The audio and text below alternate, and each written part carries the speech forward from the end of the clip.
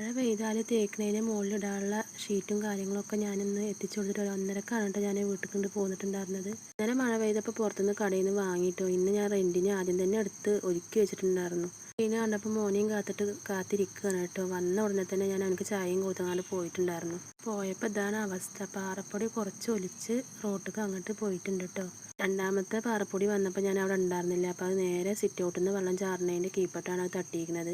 എളുപ്പം ഞാൻ കൈക്കോട്ട് എടുത്തിട്ട് അതൊക്കെ ശരിയാക്കി 2 സൈഡിലേക്കാക്കി പാറപ്പൊടി കൂട്ടിയിട്ട് വെള്ളം പോകാനുള്ള സ്ഥലം ഒഴിച്ചു കൊടുത്തിട്ടുണ്ട് കേട്ടോ. പാറപ്പൊടി അങ്ങനെ പോയപ്പോൾ എനിക്ക് വല്ലാത്തൊരു വേദന മനസ്സിന്. നമ്മുടെ കണ്ണെത്തില്ല എന്നുണ്ടെങ്കിൽ ഇതേപോലത്തെ ഓരോരോ അവസ്ഥകളാണ് കേട്ടോ. പറഞ്ഞുകൊണ്ട് തന്നെ ഞാനൊരു ഷീറ്റ് റെൻറ്റിന് എടുത്തിട്ട് കൊടുത്തിട്ടുണ്ടായിരുന്നു കേട്ടോ. അതോട്ട് 11 മണിയാകുമ്പോഴത്തേനും മഴ ചാറിയപ്പോൾ എളുപ്പം അത് തേച്ചതിന് മുകളിൽ കൂടി വിരിച്ചിട്ടുണ്ട്. എന്ത് പണി കഴിഞ്ഞാലും ബാക്കിയുള്ള സാധനങ്ങൾ ഞാൻ അതിൻ്റെ വൃത്തിക്ക് തന്നെ ഓരോന്ന് ഒതുക്കി പെറുക്കി വെക്കലുണ്ട് കേട്ടോ. ഓരോന്നും നഷ്ടപ്പെടാൻ നോക്കിയില്ലെങ്കിൽ എളുപ്പമുണ്ട്. പക്ഷെ നമ്മൾ ഓരോന്നും വാങ്ങുമ്പോഴാണ് അതിൻ്റെ വില എന്താണെന്നുള്ളത് നമുക്ക് അറിയുള്ളൂ. അപ്പോൾ അതൊക്കെ ഒരു ഭാഗത്തൊക്കെ ആക്കിയിട്ട് എൻ്റെ മോനെയും കൂട്ടി ഞാൻ വേഗം തിരിച്ചു പോന്നിട്ടുണ്ടായിരുന്നു കേട്ടോ. വലിയ സ്കൂൾ വിട്ട് വന്നിട്ട് എന്നെ കാത്തിരിക്കുന്നുണ്ട്.